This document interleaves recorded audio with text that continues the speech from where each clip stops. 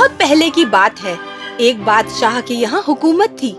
اس کے پاس بہت سی دولت تھی، مگر وہ ایک اچھا حکمران نہیں تھا۔ وہ رعایا کے لیے کچھ کرنے کے بجائے اپنی نئی پوشاک کی فکر میں رہتا تھا۔ بادشاہ ہر روز اپنے لباس کو لے کے نئے نئے لوازمات استعمال کرتا تھا۔ گھنٹے گھنٹے میں لباس بدل کر لوگوں سے ان میں تبدیلی کے لیے دریافت کرتا۔ وہ اس کے لیے بہت پیسے خرچ کرتا کہ کسی طرح اس کا نیا بے نظیر لباس سل جائے۔ آداب، آج تم نے کیا نیا لباس پہنا ہے؟ کل کیا دوسرا نیا لباس پہنو گے؟ نہیں، میں کوئی بادشاہ نہیں ہوں جو ہر روز اپنے کپڑے تبدیل کروں گا۔ ہاں، ہمیں کنبہ کے بارے میں سوچنا پڑتا ہے۔ ہم بادشاہ کی طرح فضول خرچی نہیں کر سکتے۔ اسے حکومت کے بارے میں سوچنا چاہیے، اپنی عوام اور فوج کے بارے میں۔ کتنا خودغرض شخص ہے وہ کپڑے کے متعلق بہتر سوچ نہیں رکھتے۔ ہمارے پاس اس کی تعریف کرنے کے علاوہ اور کوئی چارہ بھی تو نہیں ہے۔ اگر ہم نے کپڑوں کے لیے کچھ غلط کہا تو میرا سر قلم ہو سکتا ہے۔ ہاں، تم درست ہو۔ ایک خوشگوار صبح ایک جالساز جوڑا ریاست میں وارد ہوا اور کچھ کپڑے سینے کی بات کی۔ ریاست کے کچھ لوگوں نے اسے سنا۔ اس کی بات انہیں سمجھ میں نہ آئی کہ وہ کیا پہننے کی بات کر رہے ہیں، لیکن جالسازوں نے اپنی سلائی کو اتنا بڑھا چڑھا کے بیاں کیا کہ کوئی بھی ان کی مداخلت نہ کر سکا۔ بڑے دعوے سے انہوں نے کہا کہ ایک دانشور ہی ان کے کپڑے دیکھ سکتا ہے۔ میری قمیض کہاں ہے؟ آپ خود ہی دیکھ لیجئے، یہ میرے ہاتھ میں ہے۔ مجھے تو نہیں دکھ رہی۔ ارے نہیں، کیا ہم ایک بے وقوف آدمی سے مل رہے ہیں؟ ہم دونوں دنیا کے دو بہترین درزی ہیں۔ ہمارے سلے کپڑے کوئی عقل مند ہی دیکھ سکتا ہے۔ تم بے وقوف تو نہیں دکھتے، تم عقل مند بھی ہو اور قمیض دیکھنے کی صلاحیت بھی رکھتے ہو۔ ہاں، یہ قمیض تو بہت بہترین ہے۔ جلد ہی وہ بہت مشہور ہو گئے۔ یہ خبر بادشاہ تک پہنچی اور وہ ان سے ملنے کو بے تاب ہو اٹھا اور فیصلہ لیا کہ ان سے نئے کپڑے سلوائے جائیں۔ غرض ان درزیوں کو محل میں بلوایا۔ ان دونوں درزیوں کو ہمارے محل میں حاضر کرو۔ ہم اپنے لیے کچھ پوشاکیں سلوانا چاہتے ہیں۔ بادشاہ سلامت، یہ ہمارے لیے عزت کی بات ہے۔ ہم سب سے عمدہ اور بے نظیر کپڑے سیتے ہیں۔ بادشاہ سلامت کے لیے بھی ہم عالیشان کپڑے سلیں گے۔ مگر عالی جہاں، ہمارے کپڑوں میں کچھ خاص خوبی ہے۔ اور وہ کیا ہے؟ صرف توانا اور دانش مند اشخاص ہی انہیں دیکھ پاتے ہیں، بے وقوف اور کم عقل نہیں۔ بادشاہ نے سوچا کہ اس بہانے وہ اپنے خادموں اور صلاحکاروں کی اہلیت کی شناخت بھی کر لے گا۔ ہمیں کچھ ریشمی کپڑے اور کچھ ریشم کے دھاگے سلنے کے لیے درکار ہوں گے۔ اور کپڑا سلائی کے تمام ساز و سامان مہیا کرا دیے جائیں اور کچھ وقت پوشاک کی تکمیل کے لیے درکار ہوں گے۔ بادشاہ نے ایک بڑی رقم ان کے حوالے کی اور اپنے آدمیوں کو تنبیہ کی کہ کوئی ان کے کام میں دخل اندازی نہیں کرے گا۔ جالسازوں نے ریشم کے کپڑے اور دھاگے اپنے خاص تھیلوں میں ڈالے، اپنے کمرے میں بنائی کے ساز و سامان لگا کر کام شروع کر دیا۔ بس مصنوعی ہاتھ پاؤں چلانے لگے۔ ادھر بادشاہ کے خدام کپڑے کو لے کے ایک نامعلوم خوف میں مبتلا تھے۔ کیا تمہیں وہ کپڑے نظر آتے ہیں جو سلے جا رہے ہیں؟ ان کے بارے میں صرف سنا تھا، کبھی دیکھا نہیں۔ اگر ہمیں بادشاہ کے کپڑے نہیں دکھے تو بتاؤ کیا ہوگا؟ ملازمت سے ہاتھ دھونا پڑے گا ہمیں۔ جب کچھ دن گزر گئے تو بادشاہ نے وزیر اعظم کو بلایا اور پوچھا کہ درزیوں کے کام میں اور کتنی تاخیر ہے۔ ایک ضعیف ہونے کے ناطے اس نے ان کا کام دیکھنے کی جسارت چاہی۔ جب وہ کمرے میں داخل ہو رہا تھا تبھی صلاحکار کو خیال آیا، وزیر اعظم نے تو مجھے مشکل میں ڈال دیا۔ اگر میں کپڑے نہیں دیکھ سکا تو بادشاہ مجھے اپنے عہدے سے برطرف کر دیں گے۔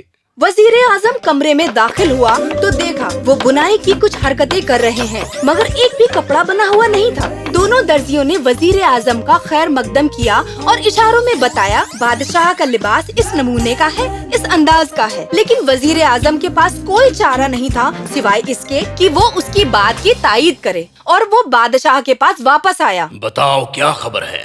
بہت ہی عمدہ بادشاہ سلامت، کیا بے نظیر نمونہ تیار کر رہے ہیں آپ کے لیے، بہت ہی عمدہ۔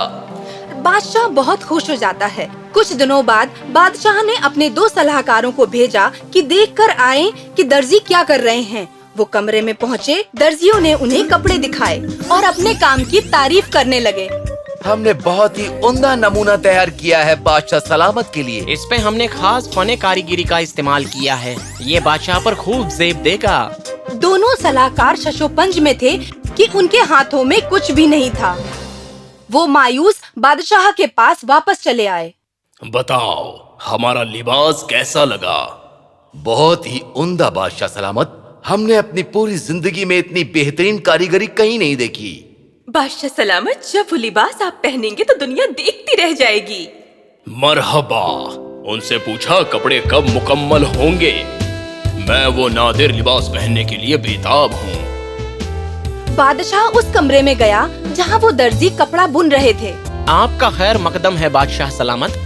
क्या मेरी पोशाक सिलकर तैयार हो गई? हाँ बादशाह सलामत, हमने आपका लिबास तैयार कर दिया है। ये रहे। ये कहकर उन्होंने अपने हाथ हवा में उठाए जैसे कि लिबास उठा रखा हो और अपनी फने कारीगरी के पुल बांधने लगे। बादशाह को कुछ नजर नहीं आ रहा था। वो हैरान था। मुझे तो कुछ भी नजर नहीं आ रहा। इसका मतलब मैं बादशाह के लिए मुनासिब नहीं। मैं हुकूमत का नुकसान कर रहा हूँ। बादशाह सलामत, क्या आपको हमारी ये बेहतरीन कारीगरी पसंद आई?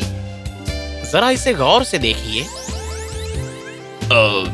हाँ, ये वाकई खूबसूरत है। मुझे ये पोशाक पसंद आई। मैंने ऐसा खूबसूरत चुका कभी नहीं देखा। शुक्रिया अलीजा। मेरी ये नई पोशाक कब तक मुकम्मल हो जाएगी?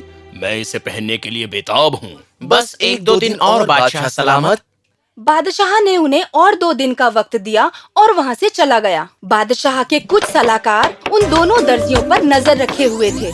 दोनों बगैर धागे के सुई इस तरह चला रहे थे जैसे कपड़े सी रहे हों। सलाहकार ये देखकर हैरान थे। बादशाह के लिबास की खबर तमाम शहर में फैल गई थी। हर कोई बादशाह का नया लिबास देखने के लिए बेताब था। 2 दिन बाद बादशाह उन दर्जियों के कमरे में दाखिल हुआ। क्या मेरा नया लिबास मुकम्मल है? हाँ बादशाह सलामत, ये रहे। जब आप इसे पहनेंगे तो आप दुनिया के सबसे अजीम शख्स नजर आएंगे। ये रहे। अब आप अपना नया लिबास पहन लीजिए आलीजा। बादशाह ने अपना लिबास उतारा और नया लिबास जेबे तन किया। कपड़े पहनने के बाद बादशाह ने खुद को आईने में देखा कि वो उस लिबास में कैसा लग रहा है। मरहबा, इस लिबास में आपकी शख्सियत बहुत निखर कर आ रही है, क्योंकि ये मकड़े के जाले से भी बहुत हल्की है बादशाह सलामत। हाँ, मरहबा। ये वाकई बहुत आलीशान है। आपकी बेहतरीन कारकर्दगी है वजीर आजम। शुक्रिया बादशाह सलामत। फिर बादशाह के 2 मुहाफिजों ने उनका लिबास उठाया और उनके पीछे चल पड़े। देखते ही देखते एक जुलूस कायम हो गया। बादशाह अपनी रियाया के दरमियान गुजर रहा था। तमाम मजमा अपने बादशाह का नया लिबास देख रहा था और तारीफ पे तारीफ कर रहा था। बादशाह इससे बड़ा मुतासिर हो रहा था। बादशाह जब अपनी हुकूमत के मरकज पर पहुंचा तो एक नन्हा बच्चा उसे देखकर जोर से चिल्लाया, उसने नेकर के अलावा कुछ नहीं पहना है। हे, तुम चुप रहो। किसी ने तो सच बोलने की हिम्मत की जो हम लोग नहीं बोल सके। तुम्हारे कहने का मतलब है कि मुझ में हिम्मत नहीं है? अगर हौसला है तो सच बोल कर दिखाओ। बादशाह सलामत ने कुछ नहीं पहना है, वो बरहना है। बादशाह ये सुनकर सख्ते में आ गया। वो यकीन नहीं कर पा रहा था। बाज़ाब्ता लोग बादशाह के नए लिबास का मजाक उड़ाने लगे।